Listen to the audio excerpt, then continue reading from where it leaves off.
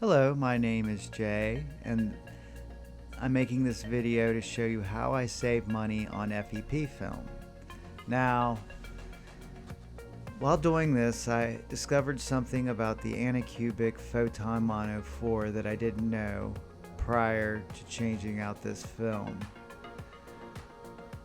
Before doing this, I have done my Photon S before quite a few times, and that is a steel vat with a steel ring that runs.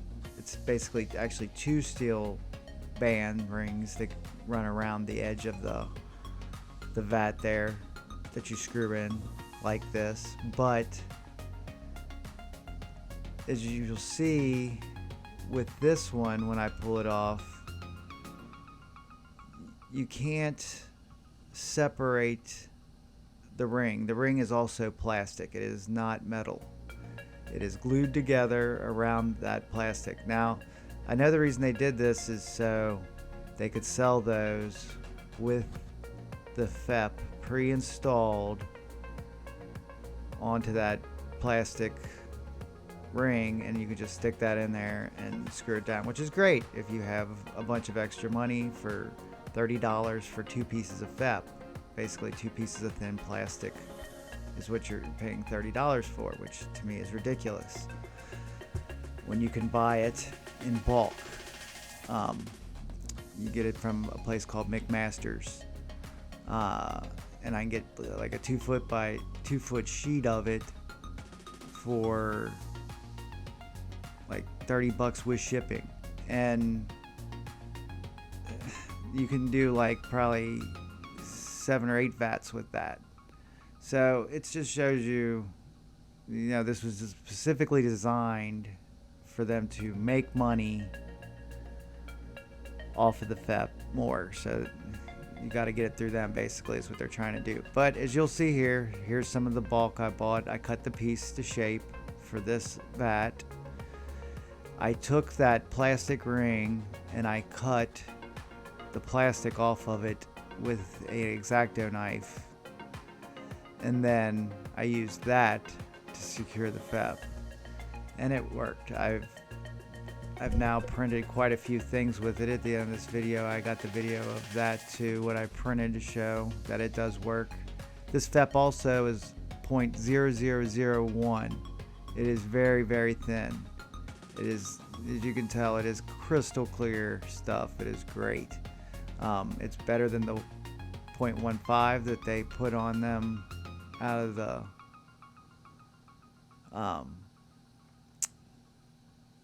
the factory or whatever. So I like this stuff. It's cheap. It works good. I mean, I got it on both my vats now, my Photon and this, and it's working just fine. I've been using it on my Photon for a minute. I did it on that one first, kind of as a test case to see. Because here's the other thing. The Mono 4 has a feature that shows you when to change out your FEP. Apparently it's around 30,000 lifts or layers. I'd done maybe 28 prints when it told me to change it out, which I thought was ridiculous. That's way too early, in my opinion. That FEP wasn't even changed at that point. I went far beyond that with it, and it was fine. I guess it's a good gauge, but I think, again, it's just them trying to encourage you to spend more money on FEP, which is, I understand that's what they're doing. They're marketing, they're making their money, that's what they do. But at the same time, you can make decisions yourself, and the decision you can make is to purchase bulk FEP and use that, and it works great. There's no reason not to, honestly.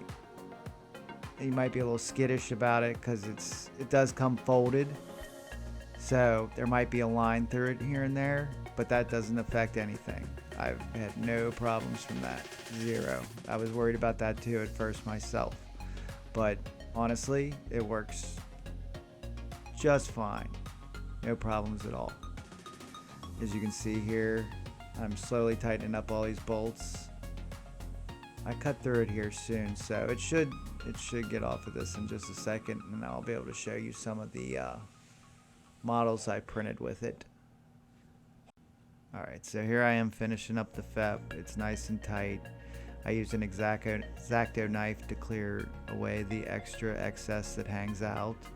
And then I used it to print all these high elf fleets from one-page rules, and they look great. I mean, they're perfect. And there it is, printing another one just fine, no problems. So there's how you can save money on your FEP. Thank you for watching. Subscribe and like if this helped you at all, and I'll see you guys next time.